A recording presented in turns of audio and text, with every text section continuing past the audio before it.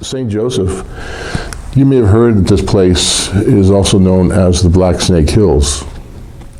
And in the Ioway language, Ioway Way. Ioway Way is how we say that in Ioway language. And it's known that this was a place, in fact, on our reservation across the river over there, black snakes are all over the place. And it's interesting because in our traditions, our oldest traditions, unlike in some of the Christianity, snakes were created by the God to make a place sacred, to take care of that place, to make sure nothing bad happens there, to regenerate a place, bring life back to it. It connects with the water and it connects with the rains, and somehow that shows that different cultures see different animals, different things based upon their own stories, based upon their own beliefs, and that's what we do. Like, for example, our word for snake, wakong, it comes from kong, which means something so old, so something so ancient and mysterious. It's like a mystery. It's not a mystery like Scooby-Doo to be solved. It's a mystery that some parts of life are so deep that you don't know what it means. You don't know if you can ever know truly what it means. It's just to be respected and felt and experienced. Our people, we're called Bakhoje. Bakhoje. Khoje means gray, or it really means ashes. Okay, just like that fire there. All that gray ashes there. Khoje, and so what the color of ashes is gray, right? And ba means the snow. Some people heard it as pa, which means sort of like your head or your nose or something like that. That's why you get all these things like, what does ba khoje mean? Okay, got gray, ashes, heads, nose, snow. So our word for ourselves is so old that people don't know. It's really not our word for ourselves. It is the word we use in our own language to talk about ourselves, but our oldest word for ourselves that people hardly ever hear anymore is chikiwere. Chikiwere means the people who live here in the houses. Chi is a house, like a teepee. A chi is a house, or the lodge you're sitting in right now, that's called a chi. And so our people, we're related most closely to the Ho-Changara, the people of the parent speech. Some people know them as Winnebago, which comes from a word which means stinking water, because they lived by this big lake. It had all kind of rotting fish around it. So that's one story about that, to the Otos, to the Missourias. And where you are here in this land was originally Missouri land, and the Kaw people too also came over to hunt. But what happened was the Missouri were defeated in war, and almost all of them were wiped out, and the ones that were left, most of them went and joined the Otos up in Nebraska. So just before the white man came here and started kind of building the towns and stuff here, this land was the land of the Ioways and the Sac and Fox, and we contested with the Kaw and the Osage about that, because there was a kind of a vacuum. Once Missouri had left, this was available area, but the Iowas and Sac and Fox kind of controlled this area. And so when the white man came, we were the ones that they decided to do a treaty with in 1836 and surrender this land. And then we moved across the river to where we lived in 1837. And then Joseph Robidoux, who was the one who created or founded the city called St. Joseph, he married one of our women, and he had a lot of descendants, and a lot of his descendants still live among our tribe. Now this land here, this place here is you've got all kind of stories. Some are true, some are beautiful, but we don't know if they're true. They're so old, you know. But every place has that, like I said earlier about Wakanda, a spirit to it, an inhabiting power that the Creator put here among the earth. And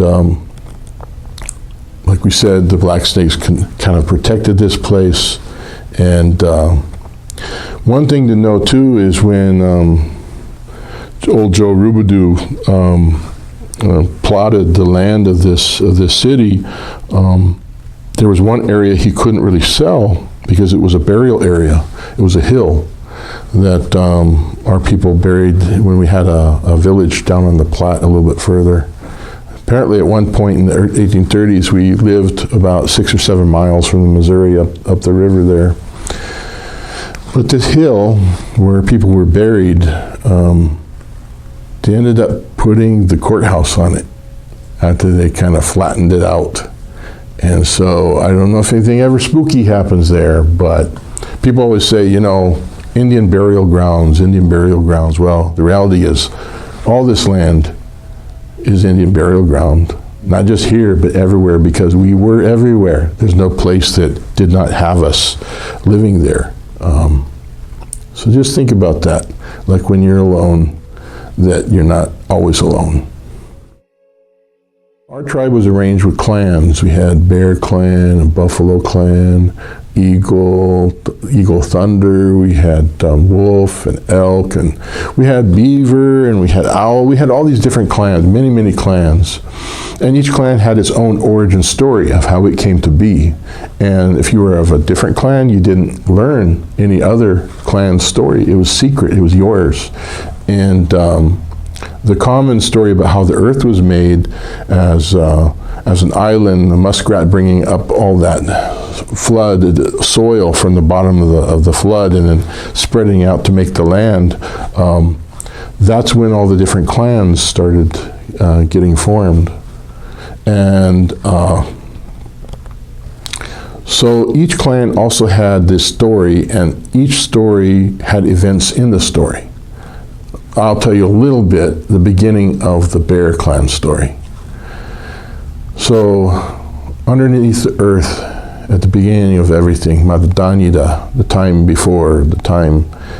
before existence, these 4 bear brothers were digging their way up, trying to find a new place to live, 4 together. And as they were coming up towards the surface, one of them reached out his left hand and he touched what felt like a root. So he pulled up on the root and he saw there was a sycamore there. And he shook his head free of dirt and he looked around and he saw it was a beautiful autumn day. Clear weather, just perfect. And they all came up on the surface and they started walking around saying, wow, this is our new land. And then they discovered there were some tracks. Somebody else was there. Somebody there even before they were there. So they started following those tracks. And that's the beginning of, in the bear story, how the clans met each other. And slowly, over time, each had a gift, and each came together after some tussling and decided to become one people. And that was the beginning of the Ioway, Ho-Chunk, Oto, Missouri people. But what's cool about that as far as names go is in that story you got 4 together.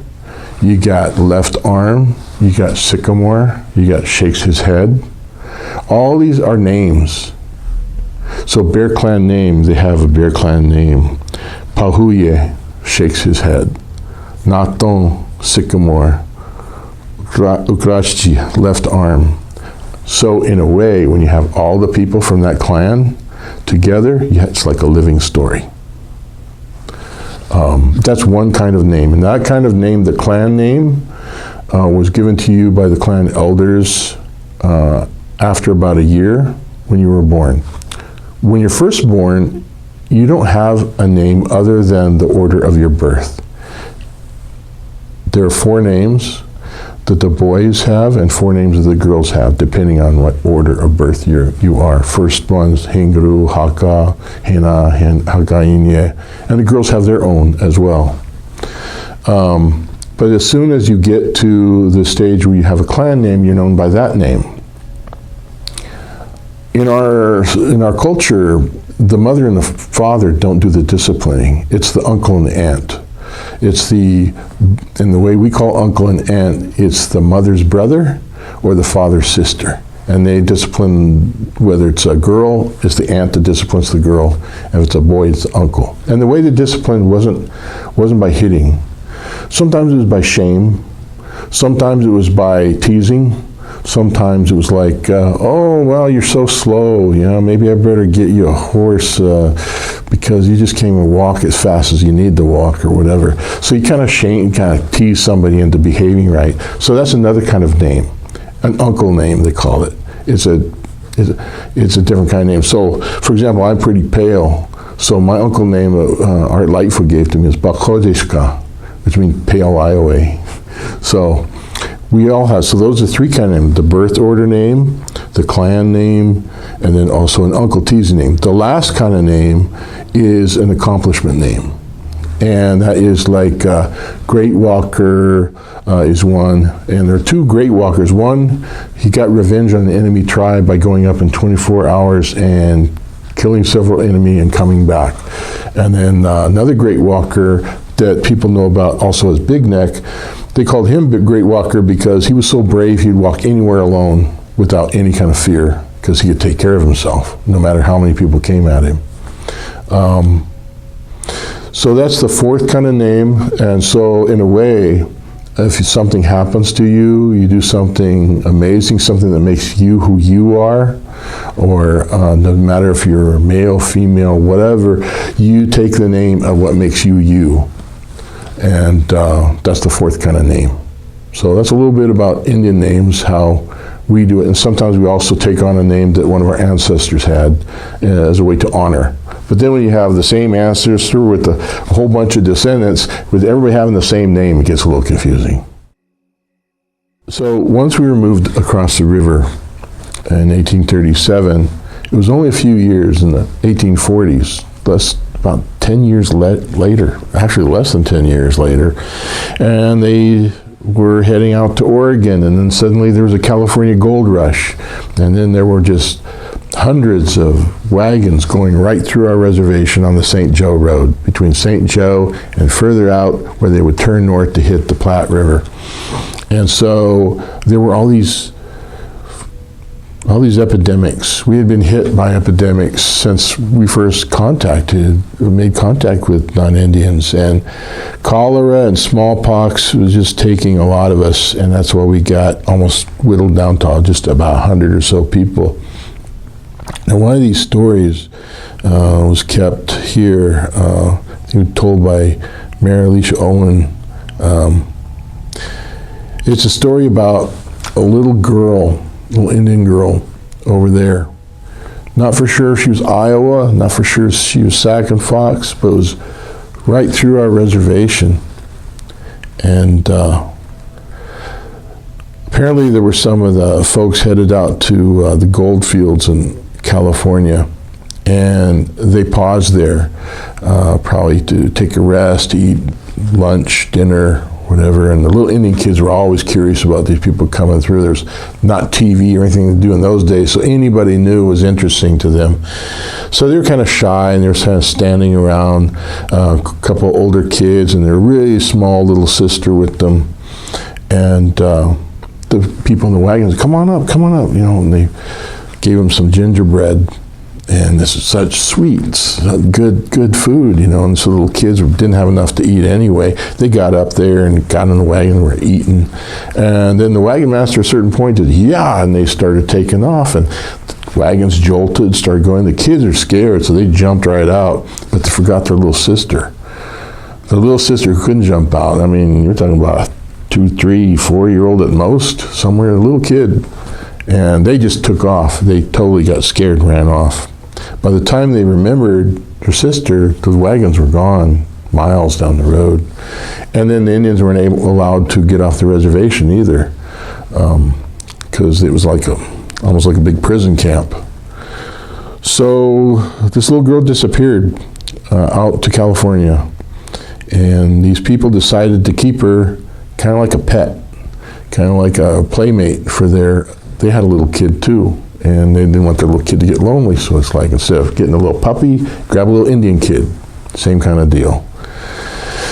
Well, they were out there for a few years. I guess they didn't really strike it rich, so they started heading back east again after a while, and they came through the area, and they went through St. Joe, where they had some relatives, And they didn't really want some little Indian girl with them. She was a lot older now, probably a young lady.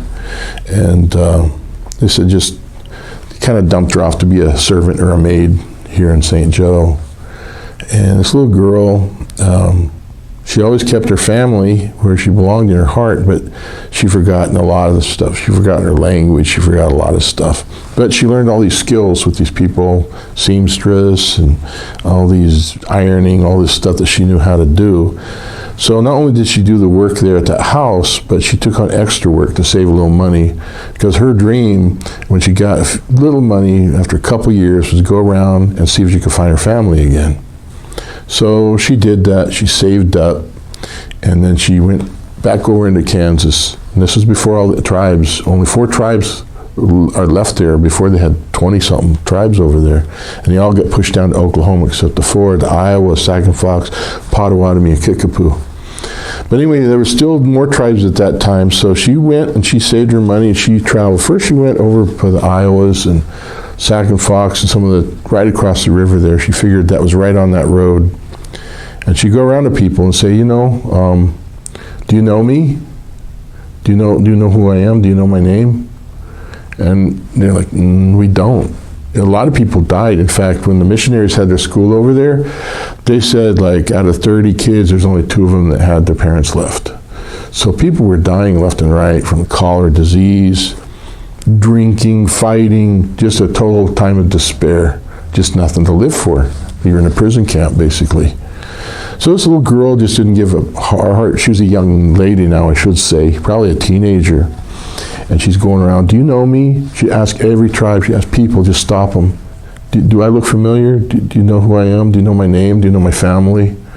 And she didn't remember her family's name because she was so little when she was taken. She couldn't remember anything. She couldn't remember her language, really. Do you know my name? Nobody could help her. She went further and further, different tribes. Nobody could have any idea there were so many people that had died. So after a certain point, she got so despairing, it kind of broke her. And so they ended up coming back to St. Joe, and they had a poor farm here where they took care of people that were indigent, people that didn't have anything, didn't know family, no money, no nothing, no job. They used to have poor farms back then where they took people in, and they weren't easy places to be. You didn't eat well, you didn't have much of a life, but this little girl, her spirit had snapped. Her mind had kind of gone from all this stress, and so she'd wander around. She had her blanket, you know. She'd go up to people and say, do you know me? Do you know my name? And people would say, no, I don't know who you are. I don't know anything. Finally, her health just went downhill, and she got sick, and she died.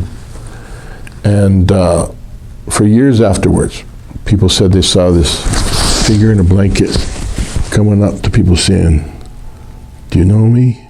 Do you know who I am? Do you know my name? And that was her spirit.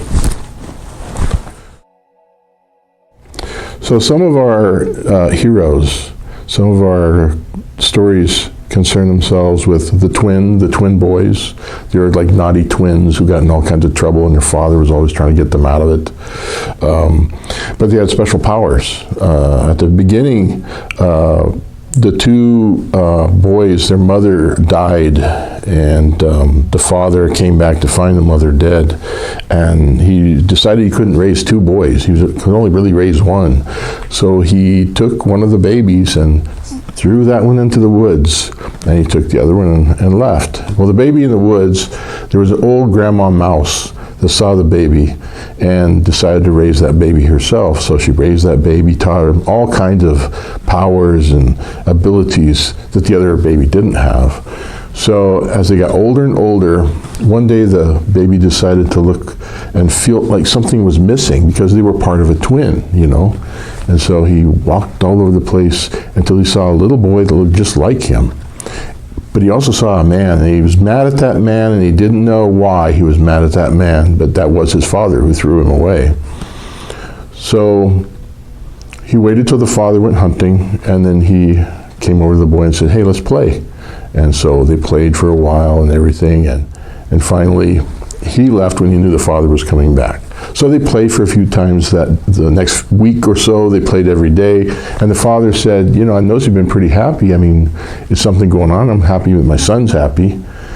And the one that was staying with his father said, well, there's this little boy, he looks just like me, and we play together. As soon as you're gone, we have a good time. And the father is like, how could that be? So he thought somehow the other twin must have come back from the dead.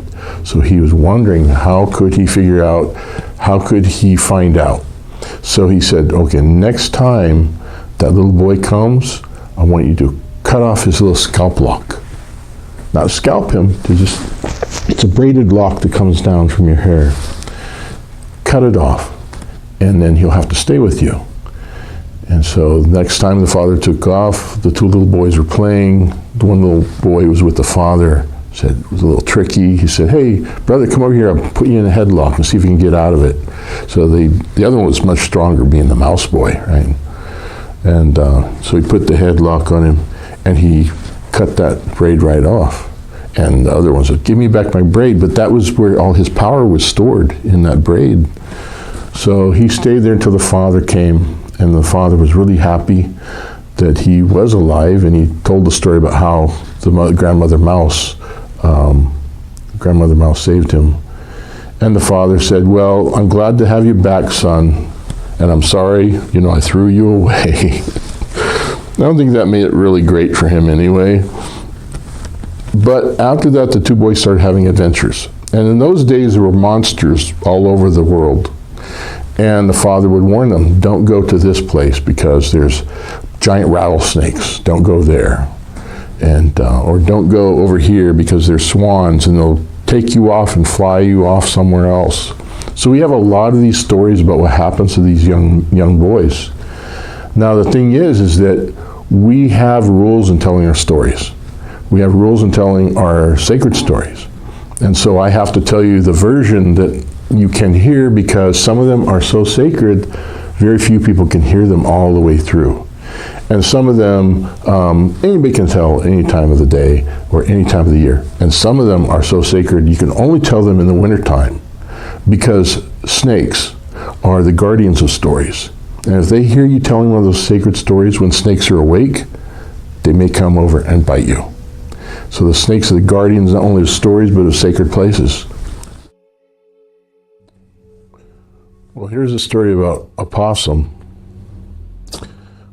A possum was hungry, and he was walking around the hills, and he came over a hill and he saw a road there, and he saw a farmer in a wagon coming down the road, and he thought the farmer might have something to eat. And he saw in the back of the farmer's wagon there was a whole bunch of meat there from different animals. So he thought he wanted to get some of that meat. So he thought, what can I do? Well, he did what opossums do well, which play dead. So he went down the road just around before the bend where the farmer was going to come around the bend, and he laid in the middle of the road and he pretended to be dead. And the farmer rode up, and he saw just by the side of the road there what looked like a dead opossum. And he was just collecting all this meat, He was just going to take it to market. Back in the old days, there was all kind of markets for meat back when frontier periods. And so he jumped out of the wagon, he came over, and he grabbed it by the tail, tossed it in the back of the wagon, got back in the wagon, kept going. Well, the possum looked around to see if it was okay to move, and he saw the farmer was looking down the road. So he got in there and he started just stuffing his face with all kinds of food, all kinds of meat, until he was just stuffed. He hopped out of the wagon and he grabbed a piece for a little bit later. And as he walked back up on the hill, he met a wolf. And the wolf said, where'd you get that meat from? And the possum said, I got it from this farmer. His wagon's full of meat. Well, how did you do that? Well, the possum said, well, I just played dead by the side of the road, and he thought I would be some more meat they could throw in the wagon. And the wolf said, wow, that's a pretty good idea. I think I might try that. So the wolf kind of went over the next hill, and he saw alongside the road where the farmer was going to pass, And he went over there and he laid down by the side of the road, expecting that he also be thrown in the back of the wagon. The farmer came along, saw a wolf there, just laying there. He hopped out of the wagon, grabbed an axe, cut the wolf's head off, and then kicked it off the side of the road. So what might work for one person doesn't always work for the other. That's one of our stories. So as I said, people were pretty weak. They were pretty defenseless. We didn't have thick fur, and we weren't super strong. We couldn't run as fast as the other animals. And so another thing that happens, we learned how to make weapons. We took stones, and we were taught by the spirits how to make arrows, arrowheads, and bows, and all these things. And before that time, some of the animals hunted us, and just as we tried to hunt them, but they were much better than we were because they were stronger and faster and everything.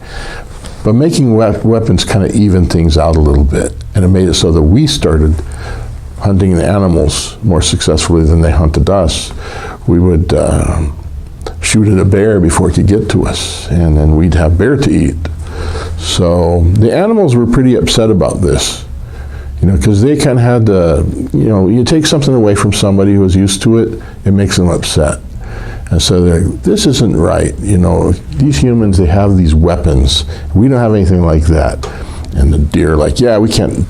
We run real fast, they still shoot us. The bears say, we charge them, they still shoot us.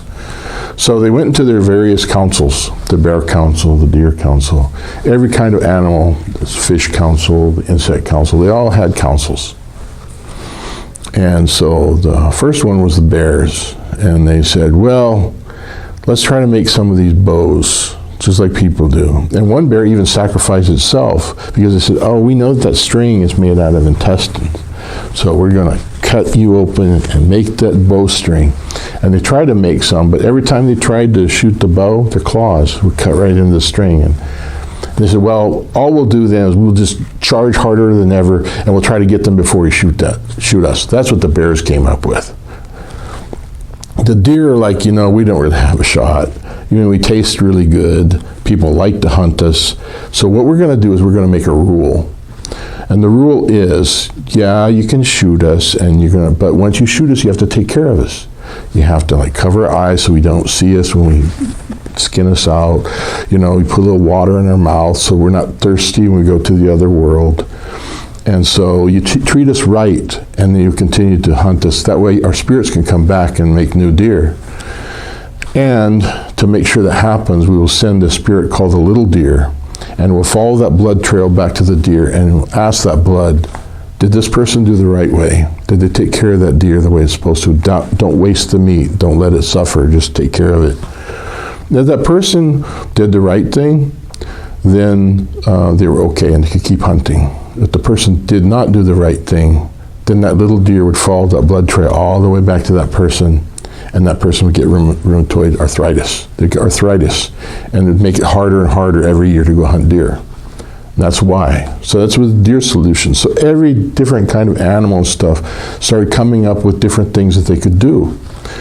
Well, some of them got a little extreme. Like some of the birds said, well, the mind is like a bird. The thoughts take flight. So what we're going to do is we're going to take the thoughts from them. We're going to make it so that if they abuse us, if they hunt us too much, heck, why not? Let's just do that anyway. Let's make it so people just go crazy. Just go crazy. That was the bird's idea. And then the insects say, oh yeah, we can cause all kinds of diseases and everything. And the fish are like, oh yeah, we can do that too. So they started loading all these things to make it really hard on people. Well, the good thing for people was there was somebody that none of these animals were paying attention to. And that was the growing things, the plants. And the plants heard all this and they thought, what's fair is fair. It's one thing, they should be fair, but they're getting too much trying to hurt people and trying to wipe people out. So each of them said, each of us is going to take one of those things that people said, whether it's to hurt them or whether to make them sick or make them crazy or whatever. And each of us will have that power to be able to help people, to cure it, to prevent it, to those things. And so that's why we owe all those little plants that you see are really help us, because they all have a power as manka, medicine, to help us live on this earth, you know. So wa means something, wa kan. Now, our word for a deity, for God, we have two words for God. One is ma'un, which means the earth maker, the one who makes the earth. And the other one is wakanda. Wakanda means something old and mysterious in a certain place. It may be a hill where the Creator stopped and put power there. There may be almost like a deity, a spirit, an angel, something that lives there. For us, there were underwater Wakandas. There was the thunder was full of Wakandas. There was spirits in the bluffs.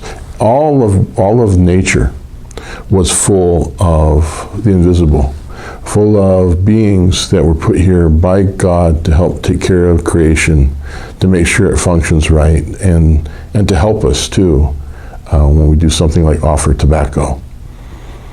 Tobacco is one of our 4 sacred plants. You know, we have tobacco, which we call rani. We have sage, which is hakoje.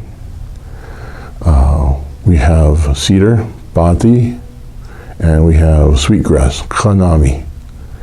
And all of those are four sacred plants that help us protect us and make it so we can live in a spiritually good way.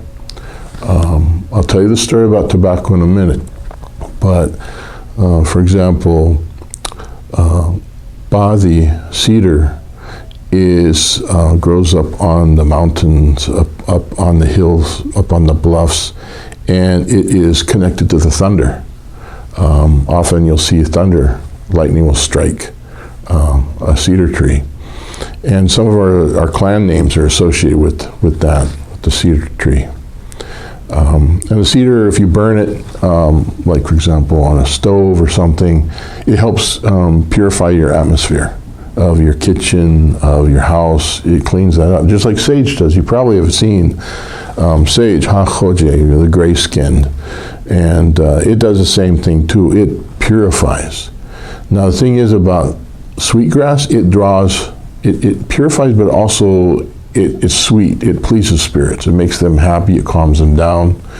So in a way, sage purifies, cedar makes them happy, and sweetgrass is just like, it's like a perfume. We have a word for that, pubina, something with a good smell.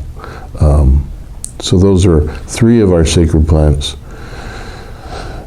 Tobacco, there's a story that our creator, Hintuga, we call creator Hintuga our grandfather, made all these animals. All of nature had a gift. Deer were fast, bears were strong, fish could swim and breathe underwater. And so in this big bag of gifts that gave something to each animal, by the time humans came along, all those gifts were pretty much gone. We didn't have the thick fur. We couldn't eat anything and hunt very easily. We had a hard time. We didn't have any ability to do like some of the animals do naturally. So God had kept the last thing in there for us, and that's rani, that's tobacco. And tobacco, he created kind of a space in every spirit, in every animal, and everything that had a liking, a hunger for it. And so by giving tobacco to human beings and saying, if you offer tobacco as part of your prayers, as part of a way when you ask for a favor for me, from all of our spirits, all of our relatives, because we're all related, all of us, they will listen to you. They may or may not do it for you. It's between you and them, but they do have to listen to you because they want that tobacco. Bundy. You may have seen some of our pictures with the guys with the red crest. And there's a connection between the woodpecker and the sun and the thunder. So that's the patron of men at war. So when they have their faces painted red and their crest up, that is like an angry and a PO'd woodpecker. You know, he's got his crest up because he's alert and he's ready to do what he needs to do. That's part of the reason, that's a symbolism of that. So on our pipes, we had peace pipes. They would put those scalps on there, the woodpeckers, but they tie them down to show we were at peace. The thing to know about the pipe that a lot of people don't know is you can only smoke tobacco in it. You're not supposed to smoke. You can put a little bark of dogwood and that kind of thing to kind of make the taste a little better, but you don't smoke anything else in a sacred pipe. That's what you're supposed to. And so with the pipe, you have the stem and you have the bowl, and the bowl represents the earth and the female side, and the stem is the male. So that's why you don't display it for people generally, because it's a sacred thing. It's for prayer really only, and to stop fights and that kind of thing. So they're resting, but when you put them together, that activates the pipe. And so whatever you say in the presence of that pipe, God hears too. It's carried to God. And when you smoke the pipe and that smoke goes out, that's going up to God, and the eagle is up there. That's why you have the feathers, because the eagle is the bird that flies closest to where the Creator is. So pipes are sacred. We call them ranue wajonita. Ranue means there's two parts to it, and you put it to your mouth, ranue, and wajonita is something that is sacred, something that's holy. That's a little bit about the pipe. So each clan had a pipe, and the pipe was so powerful that if you had a pipe and there were two tribes fighting, you take that pipe in between them, they would stop fighting right there. The earth, our mother, in the old days, we farmed like all the other folks do. You had the three sisters, the corn, beans, and squash, waduje, Khoni and Wakta, and those were like the core of our food. And French loved us to have us around because we grow so much corn and we grew it so well. And then once we were put on the reservations, people still wanted our land. We got whittled down more and more and more. Once our reservation over there went all the way to like Hiawatha and Falls City. But you can't stop people wanting what people want. People want more and more. They get everything, they still want more. But anyway, that's the nature of human beings, I guess. So we ended up having to learn the non-Indian way of farming. And that means markets, and that means not producing subsistence for you to live on, it's produced to sell. And when you do that, technology changes, you get more and more machinery. To get that machinery, you have to have more money to get that machinery, and it's just like a ball that keeps like winding itself more and more. And then in the 1970s, they really said, go big or get out.